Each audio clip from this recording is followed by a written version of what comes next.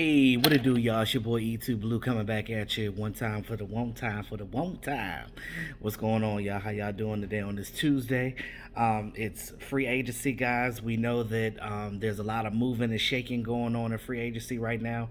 But tomorrow is the day where the contracts actually get signed, where they can sign all these guys to their contracts and things of that nature. Now, look, as Cowboy fans, we know that this team has been snake bitten for the past decade, and signing high price free agents. We know that they don't normally do that. Um, but the Cowboys did. They made a move, two moves, and some I didn't agree with. But we'll talk about it. But in the meantime, guys, make sure you. I started a second channel, so guys, check out my other channel, E2 Blue Reviews. I got two videos uploaded on there already, so check that out. Subscribe to that channel as well, so we can keep this party rolling as E2 Blue grows and you guys grow with me. So anywho, so we lost some guys. We made a couple of moves. Jake McQuaide, long snapper, we signed from. He's a former Rams long snapper. He was there with John Fossil when John Fossil was a special teams coach with the Rams. Now, John Fossil is the special teams coach for the Cowboys now. He brought Greg Zuerlein over. We got him. He's bringing his long snapper over. But we still got Chris Jones as a punter. I know that Tom Downey, shout out to Tom Downey. I know Tom Downey doesn't like Chris Jones, and he's been trying to get Chris Jones' ass off this team for a minute. But maybe John Fossil likes him for whatever reason. I know that Chris Jones, you can do a lot with Chris Jones. Chris Jones can actually throw the ball like a quarterback. He can run, and he can tackle pretty good as well. As that one special teams player that got trucked by him. Forgot who the player was, but yeah. But anywho, now you look at that situation, and we have what's his name? Hunter Nice Wonder. I really like that punter, and I think that if Chris Jones wasn't on this team no more, it wouldn't matter much to me because I really like what I see with Nice Wonder. Nice Wonder is coming out there and he's pinning these teams in that 10-yard range, and I like it. I love it. He's pinning teams down in that area. So that's what you want to be as a punter. You want your punter to be able to do that consistently. Now, we did lose LP LaDouceur because they didn't re-sign LP LaDouceur, which kind of pissed me off a little bit, and it makes me wonder about the politics of this organization that we all follow. And that part I don't agree with. You let go a long snapper that's, yes, he's 40 years old, but long snappers don't get tread on their tires because they don't get hit for the most part. So they can play forever if they want to. Now, him being 40 years old, LP LaDouceur said himself he wants to play. He's played 253 games for the Dallas Cowboys. He is only, 2 or 3 games short of Jason Witten's career games played for the Dallas Cowboys. So you're not gonna let him surpass that because you don't want him to surpass Jason Witten. That's a bunch of bullshit. So you decide at this point in his career, you just don't want him to be the long snapper no more. You know what? That shit is gonna bite the Cowboys in the ass. I'm not saying nothing bad about Jake McQuaide. I don't know much about this kid. I know that he's not a bad long snapper. He's a pretty good long snapper too. But you want your goddamn long snapper to be perfect. You ain't never heard LP LaDouceur's name being called in the game. LP has been consistent since day one. And I'm going to tell you right now, and I know how fans are. We quick to criticize. Let me tell you something. When Jake McQuaide goes out there and he botches a long snap, the first time he's not perfect, it's gonna be some questions. It's going to be like, LP wouldn't do that. If you still had LP, that wouldn't have happened. So I just feel like, why break something that ain't fucking broke? Why change something that there's nothing wrong with? Because you're politicking, because you don't want LP to pass Jason Witten in the longest running Cowboy player to play a game for the Dallas Cowboys, which is complete and utter bullshit. No matter what, Jason Witten's still going. He's gonna be a Hall of Famer at some point. LP ain't gonna be no Have you ever seen a long snapper be a Hall of Famer? At least give him something. God, respect the man. He's 40 years old. He's been with this organization for years, for decades. And you are gonna and you're gonna just up and just be like, you know what? We're gonna bring in Jake McQuaide. We're gonna see what that's like. So if LP gets signed to another team, we're gonna be pissed off because we're gonna be sitting here looking like we could still had LP had we had signed them. Because you could have signed them for the same exact type of money. Veteran minimum, 2.5, 2.8, whatever. Just this a bunch of bullshit. But anyway, let me get off of that. So we did re-sign CJ Goodwin. I think this is one of the most important signings outside of Dak. And this team said that he was going to be one of the first guys that they signed after Dak Prescott because of the simple fact that, and I told you guys before, and I said this many times, and I said this when we talked about our original guys or whatever. CJ Goodwin, 2 years, 3.5 million, 2 million of it guaranteed. Yes, for your special team ace, the best guy on your special teams, your gunner. He is the leader of that special team. He has done so well on that special teams. Now, hell, he single-handedly won the Atlanta Falcons game for us, at the end. So you look at that.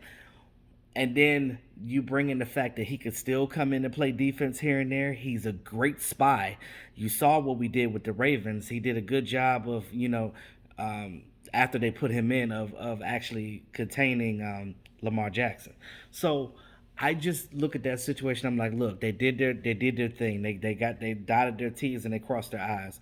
Now I don't agree with that long snapper thing, but I'm not gonna agree with everything that they do. But getting CJ Goodwin signed, I know that a lot of fans are like, oh, I want the splash guy. We know that the Cowboys ain't gonna do that because they're snake bitten, and we know they're gonna sit back for day 3 and get the stragglers. That's what we're gonna get. And I know fans are upset about that, and I get it, because you want to see your guys splash. But look at other teams too. Look at the other side of the fence too. There are teams that get all these guys in free agency and still don't bust a grape with them. So you're spending all this money, but these guys may not even mesh for your team or even make the team. So don't look at what every other team is doing and just be like, oh, it's like watching another kid with ice cream and your mama didn't buy you no ice cream. So you sitting there looking at all the other kids outside eating ice cream and you can't get no ice cream.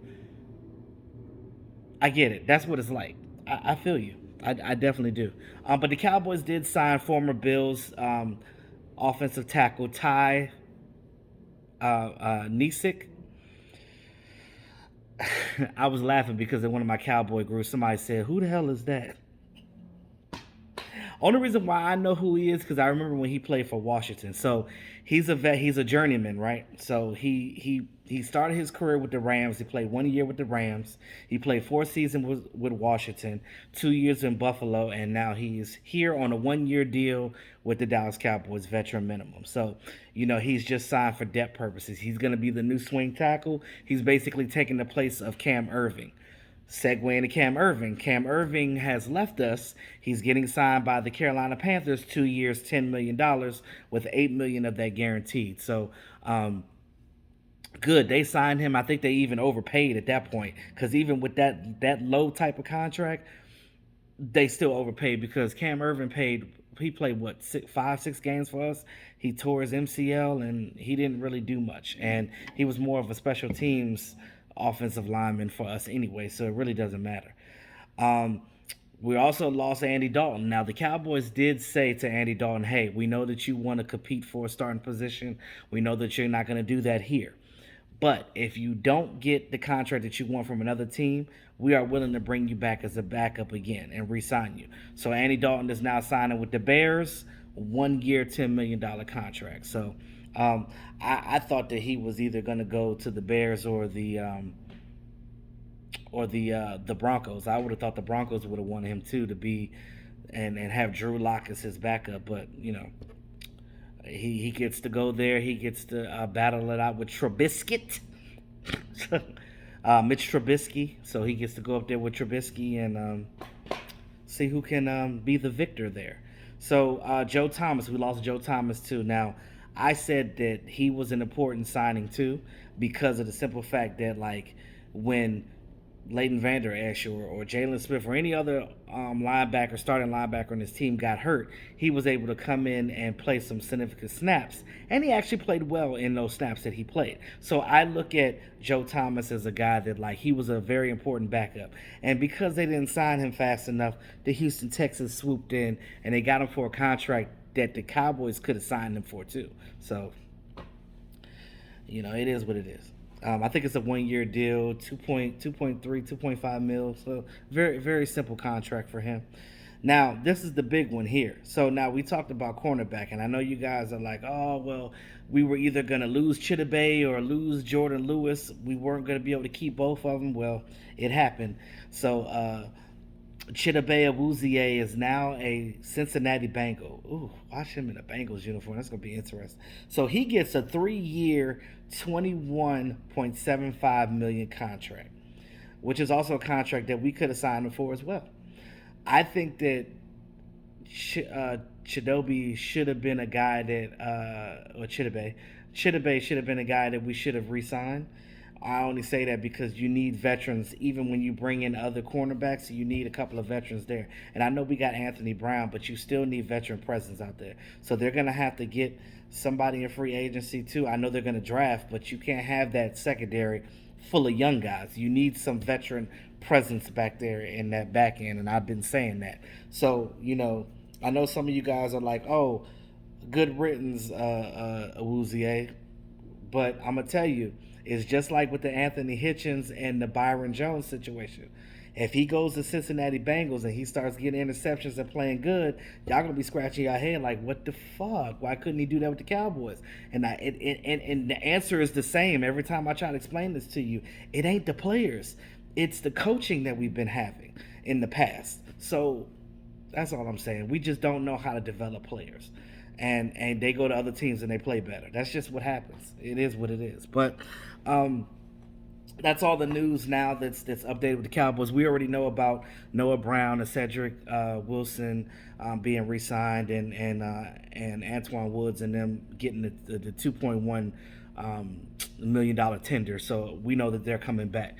So with that being said, let's figure out who else we're going to lose in free agency, or who we're going to re-sign, or who we're actually going to get. I know that they're looking at Damontae Kazi, former Falcons safety. So we'll see, if cornerback. So we'll see, or DB period, because they might move him anyway. So, and they're also looking at Keanu Neal, and Keanu Neal is okay with playing linebacker too. So he might be a linebacker safety hybrid type guy. So look out for both of those guys. You might actually see them get signed by the Cowboys if they don't get picked up by anybody else. But let me know what you guys think in the comment section about, Jake McQuaide being signed and LP being gone and Chidobe being gone. Let me know what your thoughts and feelings, how y'all feel about it. Or let me know how you feel about Ty Nsekhe.